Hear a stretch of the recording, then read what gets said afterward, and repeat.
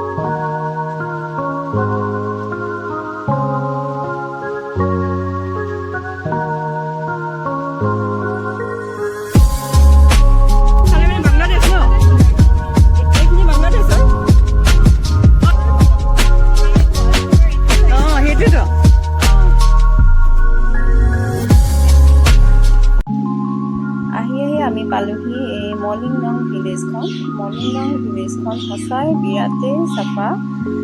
এই গাঁওখন মানে এছিয়াৰ ভিতৰতে চাফা গাঁও হিচাপে পৰিচিত। আমি আহিয়ে চিধা আমি বিচাৰিলোঁ গেষ্ট হাউচ। ইফালে ইফালে চাই দেখিলোঁ যে মানে প্ৰতিটো ঘৰৰ আগফালে চাইনবোৰ্ডত লিখা আছে ফোন নম্বৰসমূহ, কিন্তু আমি অকণমান গাঁওখন ফুৰোঁ বুলিও অলপ আগবাঢ়ি গ'লোঁ। গোটেই গাঁওখন ইটো মূৰৰ পৰা সিটো মূৰলৈ ফুৰি মেলি আহি তাৰপিছত এটা ঘৰ চোৱাত আমি লাগি গ'লোঁ। ঘৰ মানে আমি থাকিব ইচ্ছা কৰিছিল, আমাৰ এটা চাংঘৰ টাইপ এটা ঘৰ আমি বিচাৰি ফুৰিছিলোঁ, কিন্তু সেনেকুৱা ঘৰ আমি নাপালোঁ আৰু চাংঘৰ নহ'লেও আমি ধৰক কাঠৰ টাইপৰ ঘৰ এটা থাকিব ইচ্ছা কৰিছিল। কাঠৰ এনেকৈ বেৰা দিয়া টাইপ ঘৰবিলাক থাকে যে সেই টাইপৰ, মানে পকা ঘৰত মন যোৱা নাছিল, হ'লেও মানে এই ঘৰটোত মোৰ থাকিবলৈ বিৰাটেই ইচ্ছা কৰিছিল। পিছত ফোন নম্বৰ দিয়া আছিলে, ফোন কৰি মেলি গম পালোঁ ঘৰটো ইতিমধ্যে বুকিং, গতিকে নাপালোঁ। লাষ্টত আমি পালোঁহি এই ঘৰটোত। এইটো গাঁওখনৰ কোনে আৰম্ভণিতে আমি পাই থৈ গৈছিলোঁ ঘৰটো, কিন্তু আমি সোমোৱাহে নহ'ল। ঘৰটো এই দ্য ৰুট গেষ্ট হাউচ, এইটোতে ছাইডত এখন ৰেষ্টুৰেণ্টো আছিল। আমি ইয়াতে থাকি মেলি খোৱা বোৱা ইয়াতে আমাৰ হ'ল ৰেষ্টুৰেণ্টখনত। দ্য ৰুট গেষ্ট হাউচ, আমাৰ ৰুমটো লৈছিলোঁ আমি ওপৰত, আৰু ইয়াতে ছাইডত আছিল ৰেষ্টুৰেণ্টখন।